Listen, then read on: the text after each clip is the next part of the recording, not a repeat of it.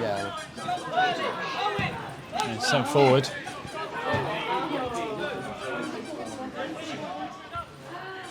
Desperate, heading the ball forward. Miscommunication there, and they're in, but Joss has made a really good save with his feet. Swans sort of switched off there defensively. Just And it's inviting another a bit of danger. corner ball.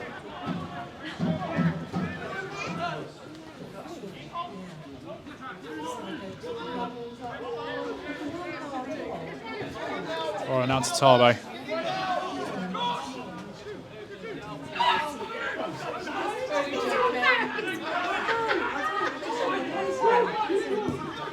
Looks like that ball That's over a the lovely top. ball into Joel Powell, and Joel's got the ball here. He's in the box. Joel Powell puts the Swans 1-0 up. Really good pass. He was finding that space in behind Bracknell's high line, and it was a beauty of a ball from Riley Horan. And Joel Powell, as we've seen, playing in this position, is devastating in front of goal at times, and calmly puts the Swans ahead.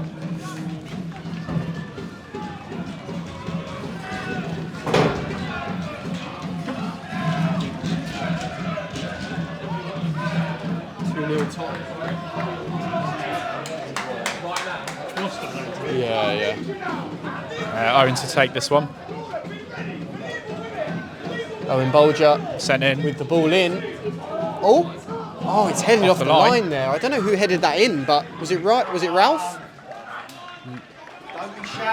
It might have been Another Riley. corner ball. Jennings this time to take. In swinger. Sent Yeah, in. ball swung in here, and it's a header. And it's Joss does well.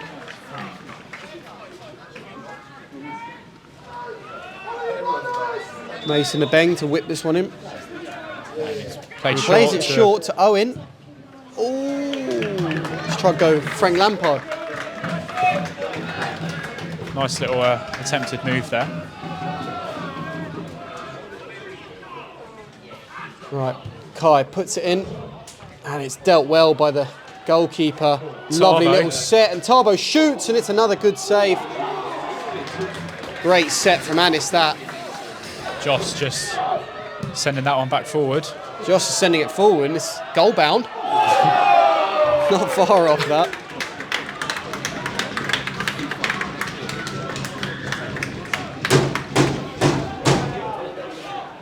Fieldy, Loose come on. pass.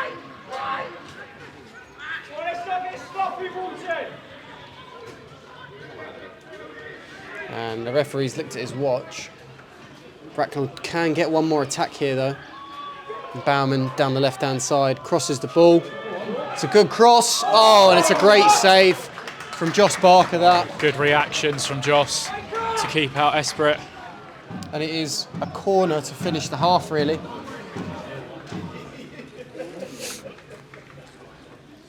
Tabo into Rogowski.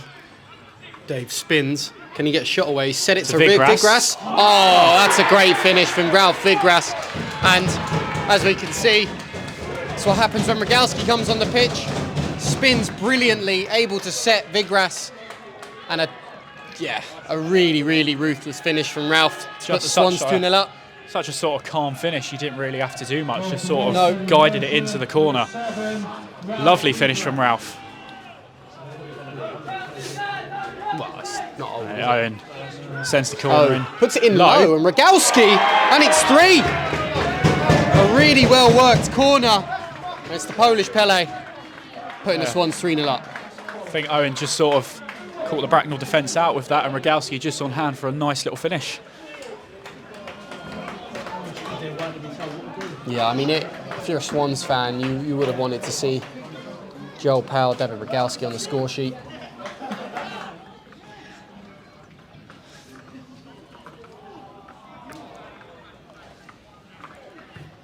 Owen plays Rogowski, who spins. Let's leaves go it to a bang. Mason, and now Rogowski, and Bobby Joe Taylor's out wide here. He plays Uses Bobby Joe him. Taylor. Bobby Joe Taylor in the box. Can he get a shot away? Cuts inside. it back, and he plays it across to Anis Anis Nur, Nur. and it's 4-0 to the Swans. Really well worked. clinical play. Starts from the middle, played into Rogalski. Rogalski leaves it to Mason, and the ball gets played back into Rogalski.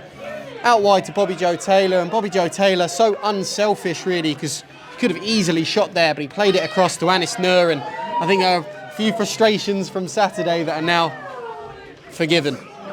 4-0.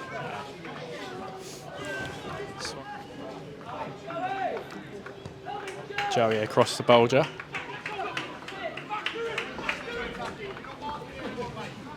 Fanian plays a reverse pass into Mason Abeng, who's in on goal here. Goal. Mason shoots. It's just past the post. It's a goal kick. Really good pass from Fanian to set up that chance. Beng just couldn't convert.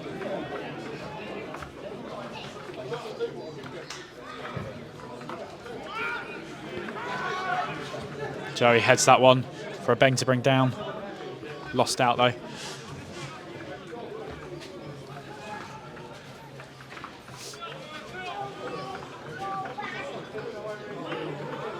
It's clipped in, and Bracknell are in Bracknell here, they chance. played it across. Oh, is that Joss with his face?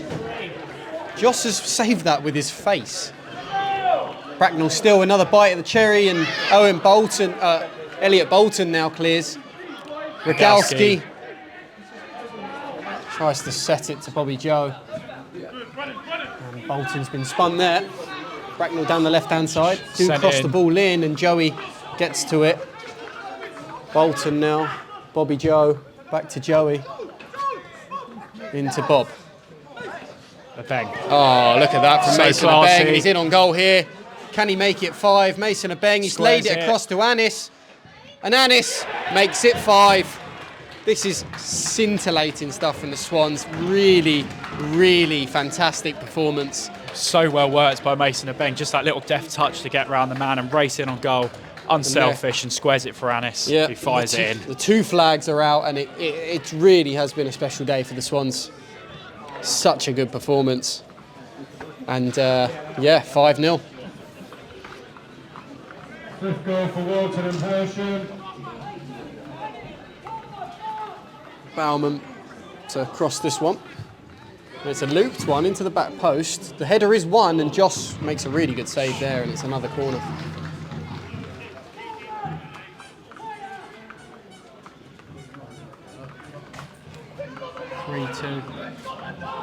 Fanian twist and Fanian turn in it the into the box. box. Yeah, Dortch 3-2 up against Paul.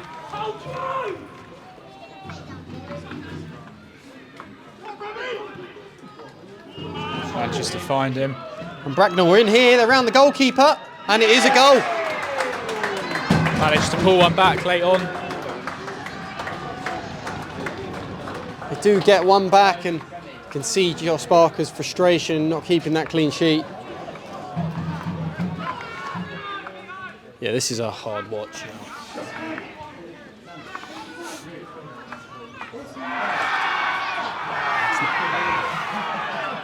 And that is going to be full-time. Full-time, a brilliant, brilliant performance from the Swans, ending 5-1 victors here at Bottom Meadow today. Yeah, nothing that really needs to be said, but that was just unbelievable on all accounts, wasn't it? Yeah, just really clinical and ruthless in front of goal to score 5 goals. Unfortunate to concede at the end, but big victory. Yep, and that solidifies the Swans' place in 3rd. So it will be taking the playoff semi-final at home on Wednesday, the 30th of April. We will see you there. Bill, an emphatic 5-1 win away at Bracknell Town today. One of the finest performances of the season so far. What were your takes on the game? Yeah, like really enjoyable today. You know, we sat down, the management team and I, this morning, and we were discussing the game and how it would pan out and what it might look like, and sort of like, yeah, called it spot on really. Always ran the risk today a little bit of leaving Joey out, leaving Dave and Bobby, you know, the senior players in the team. And but look, it goes to show like what trust we've got in the whole squad really, and the young lads didn't disappoint, executed what we asked of them, you know, expertly and really well.